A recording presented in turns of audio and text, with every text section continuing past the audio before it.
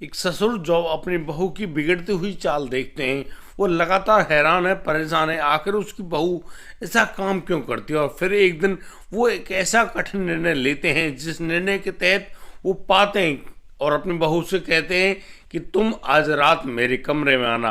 पहले तो वह बहुत डर जाती है, फिर बाद में हिम्मत करके जैसे ही रात के 11 बजे वह अपने ससुर के कमरे में जाती है, तो वहाँ जाने के बाद अब ससुर उनसे क्या कहता है कि तुम एक कटोरी में सरसों का तेल लेकर आओ। और दोस्तों, जब वह बहू सरसों का तेल लेकर आती है तो ससुर उससे कहते हैं कि मेरे पैरों की मालिश कर दो। और दोस्तों, यहाँ जैसे ही वह बहू अपने ससुर की पैरों की मालिश करने में जुट जाती है, मालिश करने लगती है, तो वह पाती है कि अचानक उसके ससुर की जो नीयत है वह खराब होने लगी है। यानी कि वह ससुर उस बहू को उसकी कमर पे हाथ फैलाने लगता है। और दोस्तों, देखते देखते वह बहू भी अपने ससुर के आगोश में समा जाती है। और दोस्तों, फिर होता है एक वाकई में भयानक काम। दोस्तों, उस काम के चलते अब वहाँ पर चीख पुकार मची हुई थी। यानी कि वह ससुर अपनी बहू के साथ कुछ ऐसा कर रहा था कि बहू बहुत ही बुरी तरह से चीखने चिल्लाने लगती है और वह हाथ जोड़ जोड़ कर कहती है कि ससुर जी, उसको छोड़ दो, वरना वह कहीं की नहीं रहेगी। यानी कि उसके शरीर में बहुत सारी दिक्कतें हो जाएंगी और वह आज के बाद यह निर्णय लेती है कि वह जिंदगी में कभी भी कोई गलत कार्य नहीं करेगी। आखिर ससुर ने ऐसा कदम उस बहू के साथ क्यों उठाया? बड़ा ही रोचक मामला। आपसे विनती है, आप इस वीडियो की एक भी सेकंड को मिस ना करें, वरना आप एक बड़ी ही अहम जानकारी से रह जाएंगे। नमस्कार, आदाब, सत श्री अकाल दोस्तों, स्वागत है आपका हमारे यूट्यूब चैनल किस्से क्राइम के। और दोस्तों, आपसे वही प्यार भरी गुजारिश, आगे बढ़ने से पहले हमारे चैनल को सब्सक्राइब करना, नोटिफिकेशन की बेल को दबाना बिल्कुल मत भूलिएगा।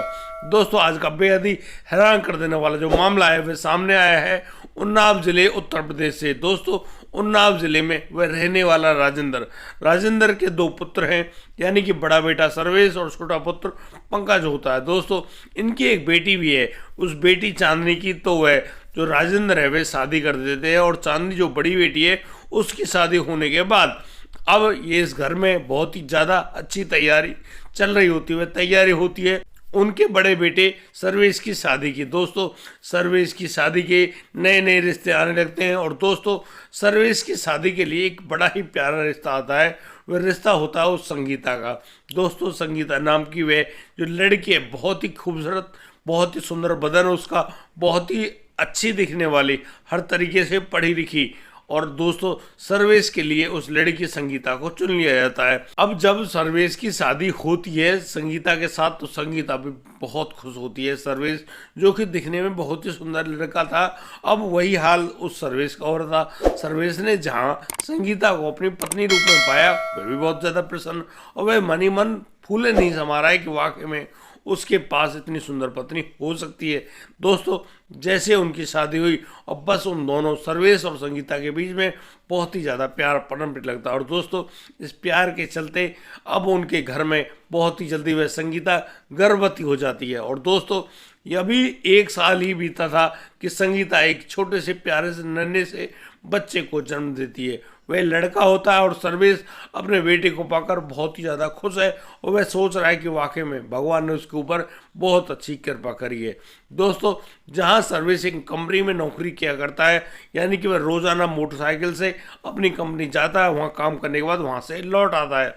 दोस्तों, उसकी ज़िंदगी बहुत ही प्यारे ढंग से बीत रही होती है। और दोस्तों, इसी बात के चलते एक रात जब सर्वेश थोड़ा सा लेट हो गया था और जब वह कंपनी से लौट कर आ रहा था, वह अचानक उसकी मोटरसाइकिल एक ट्रक के चंगुल में फंस जाती है। यानी कि ट्रक से टकराकर सर्वेश वहीं पर गिर जाता है और दोस्तों, उस भयानक एक्सीडेंट में सर्वेश की मौत हो जाती है। दोस्तों, नई उम्र की लड़की यानी कि सर्वेश की पत्नी संगीता, जो कि करीब 26 साल की रही होंगी, वह विधवा हो जाती है। दोस्तों, अब यहाँ पर वह सर्वेश की जो पत्नी यानी कि संगीता है, वह विधवा हो गई हैं।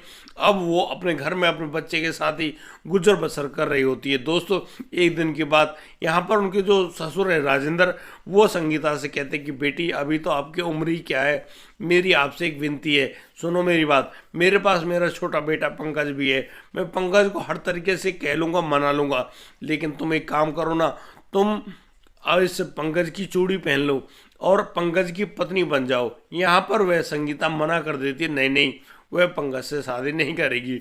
वह जानती है पंकज किस तरह का लड़का है। दोस्तों, इस तरह की बातों को सुनकर वह जो राजेंद्र है वह बहुत ही दुखी होता है। वह कहता है कि संगीता, अभी तो तुम्हारी चढ़ती जवानी और इस जवानी में अक्सर कदम बहक जाया करते हैं, कहीं तुम्हारे कदम ना बहक जाए, इसीलिए मैं तुमसे कह रहा हूँ कि तुम पंकज से शादी कर लो। शायद पंकज तुम्हें ठीक ढंग से संभाल ले और बस तुम्हारे आगे की ज़िंदगी अच्छी ढंग से चलने लगे। इसी बात को संगीता की जो ननद यानी चांदनी है वह भी कहती है कि हाँ भाभी, आप मान जाओ। लेकिन संगीता, जो कि एक अलग ही किस्म की लड़की थी, वह कह रही थी कि वह इस घर में उस सर्विस की विधवा बनकर रह लेगी, लेकिन किसी और की नहीं हो पाएगी। दोस्तों, कोई बात नहीं, अब संगीता किसी से भी शादी नहीं करती है और संगीता वहीं पर बड़े ही प्यार से रह रही होती है अपने ससुर, अपने देवर के साथ। दोस्तों, यहाँ देवर और ससुर बड़े ही ढंग से उस सर्वेश की पत्नी यानी कि वे सर्वेश की विधवा की बहुत ही अच्छी देखरेख किया करते हैं। दोस्तों, आगे की ज़िंदगी भी बड़ी कठिन होती है, धीरे धीरे गुजारे भी करने पड़ते हैं और इसी गुजारे करने के चक्कर में अब ये संगीता एक अहम निर्णय लेती है। वह निर्णय होता है उसका चाय की दुकान खोलने का। दरअसल वह वहाँ जो पड़ोस से गुजर रहा हाईवे है, उस हाईवे के पास एक चाय की दुकान खोलना चाहती है, जिसके दौरान वह अपना और अपने बच्चे की पेट पूर्ति कर सके। अब राजेंद्र भी यही सोचते हैं कि ये घर में बेचारी अकेली बहुत ज़्यादा दुखी हो जाती होगी, हम लोग भी यहीं पे हैं। यानी कि उसका जो गांव था वह हाईवे से ज़्यादा दूरी पे नहीं था। अब संगीता के इस निर्णय पर वो सभी लोग हाँ कर देते हैं और कहते हैं कि कोई बात नहीं संगीता, हम एक अच्छी सी जगह देख के तुम्हारे लिए एक खोखा खुलवा देते हैं। और दोस्तों, बस होता भी यही है। अब राजेंद्र एक अच्छी सी जगह देखता है और वहाँ पर एक चाय का खोखा रखवा देता है। दोस्तों, यहाँ पर संगीता बैठे बैठे चाय बनाने लगती है।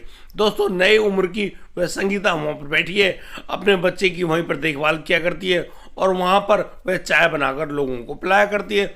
अब तो संगीता का जादू चल निकला था। दोस्तों, वहाँ पर बड़ी बड़ी गाड़ियाँ आकर रुकती, बड़े बड़े ट्रक आकर रुकते और वो संगीता के हाथ की चाय पी कर जाते।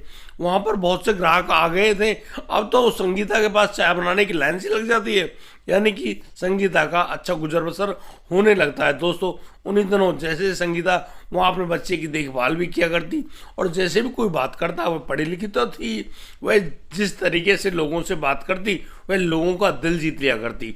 दोस्तों, उन्हीं ग्राहकों में से एक ग्राहक होता है उसका नीरज, जो कि रोजाना वहीं एक आस पड़ोस की कंपनी में काम किया करता था। वह अब वहाँ पर रोजाना चाय पीने के लिए आने लगा। दोस्तों, उसकी चाय कुछ ऐसी हो गई कि अब तो वह सुबह शाम चाय पीने आने लगा। जिस प्रकार से वह संगीता के साथ घुल मिल सा गया था, उनकी अच्छी दोस्ती हो जाती है। और दोस्तों, जहाँ नई उम्र थी, जिस उम्र में अच्छे अच्छे लोगों की चाल बिगड़ जाती है, हालत बिगड़ जाती है और ये जवानी अच्छे से आदमी को टिकने नहीं देती है, वही हाल कुछ उस संगीता के साथ हो रहा था। संगीता जहाँ एक और बहुत ज़्यादा दोस्ती कर बैठी थी उस नीरज से, अब नीरज भी बहुत ही अच्छी दोस्ती कर बैठा था उस संगीता से। धीरे धीरे तो उन दोनों के बीच में प्यार पनपने लगता है। दोस्तों, इसी प्यार के चलते अब नीरज और संगीता बहुत ही देर घंटों घंटों फोन पर बातचीत किया करते। यहाँ संगीता चाय तो बनाकर पिलाती सभी ग्राहकों को, लेकिन वह अपना दिल दे बैठी थी उस नीरज को। दोस्तों, अब नीरज जब भी उसको समय मिलता वह वहाँ पर आ जाया करता और दोस्तों, उसके वहाँ आने पर अब तो नीरज उस महिला यानी कि संगीता से कहने लगा था कि यार, कभी मौका मिले तो हमारे साथ भी कुछ ऐसा कर लो। आप समझ तो गए होंगे, यानी कि शारीरिक संबंध बना लो। अब जो संगीता है वह भी जहाँ मन ही मन चाहने लगी थी उस लड़के नीरज को, अब वह नीरज से कहती है कि क्यों ना मौका मिलने पर हम ऐसा ही करेंगे। एक दिन जब संगीता का वह छोटा बच्चा सो रहा था, उसी समय उसकी दुकान पर कोई ग्राहक नहीं था, तो उसी समय वह नीरज मौका देकर वहाँ पर आ गया और वह संगीता के साथ उसी खोखे में शारीरिक संबंध बनाने लग गया। दोस्तों, उन दोनों के बीच में इस प्रकार से शारीरिक संबंध बना था, यानी कि जहाँ वर्षों की भूखी वह संगीता तरस रही थी, वहीं वह नीरज भी नई उम्र का लड़का एक दूसरे के आगोश में इस प्रकार से समाते हैं कि वाकई में उनके बीच में बहुत ही अच्छा प्यार पनपने लगता है। जैसा कि नीरज और संगीता का वह प्यार पनपने लगता है, अब तो जैसे संगीता और नीरज को समय मिलता वो दोनों एक दूसरे से प्यार जताने लगते और एक दूसरे के साथ शारीरिक संबंध बनाने लगते। दोस्तों, जैसे ही नीरज अपने एक दोस्त जिनका नाम पुनीत है, पुनीत को यह बात बताता तो पुनीत भी कहता है यार, एक बार उसे भी ले चलो।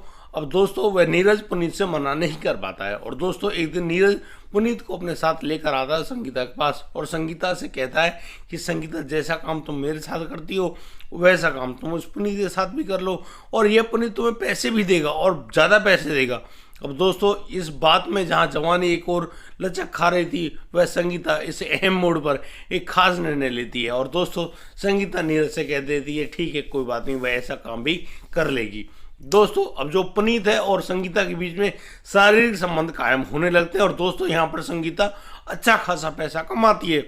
दोस्तों जिस प्रकार से संगीता की जिंदगी चल रही थी वह लोगों की नज़र में आ चुकी थी। अब तो वहाँ पर हर प्रकार के ग्राहक आने लगे थे, और जो संगीता है जिसने अपने बच्चे को अपने मायके भेज दिया था, वह अपने सभी ग्राहकों को ठीक ढंग से संतुष्ट किया करती और बहुत मोटे पैसे कमाने लगी थी।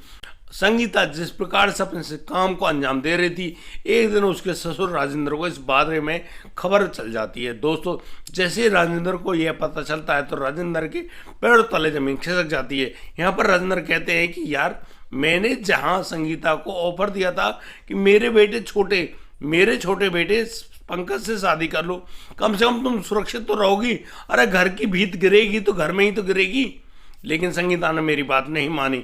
बस इसी बात को अब जो राजेंद्र है वो एक अहम बात सोच लेते हैं अपने दिमाग में, और वो अब संगीता को मजा चखाना चाहते हैं। एक दिन राजेंद्र पहुंच जाते हैं उस दुकान पर, और दोस्तों वो देखकर हैरान रह जाते हैं कि यहाँ पर वह पुनीत नाम का लड़का उस संगीता के साथ शारीरिक संबंध बना रहा है उसी खोखे में।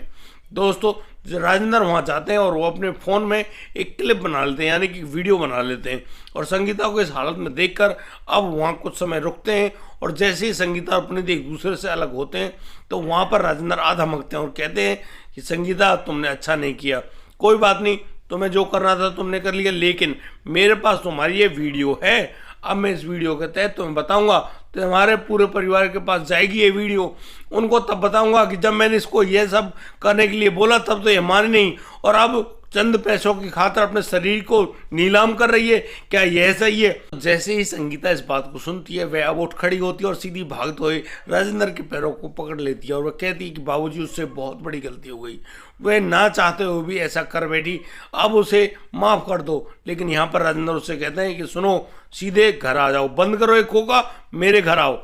दोस्तों अब जो राजेंद्र है वह अपनी बहू से उस चाय के खोखे को उसी समय बंद करवाते हैं और सीधे संगीता को लेकर जाते हैं अपने घर, और यहाँ पर अब वह अपने बेटे की बहू यानी कि वह सर्वेश की विधवा यानी कि संगीता से कहते हैं कि संगीता, सुनो मेरी बात, तुमने मेरी बात ना मानकर बहुत ही गलत किया है, देखो तुम्हें उसका मैं परिणाम चखाता हूँ, यदि तुम्हें वाकई में ऐसी जरूरत थी तो तुम मुझसे कहती, पंकज है मेरा बेटा, आप लोगों ने क्या समझ रखा है, आप तो बाजारू औरत की तरह काम करने लगी।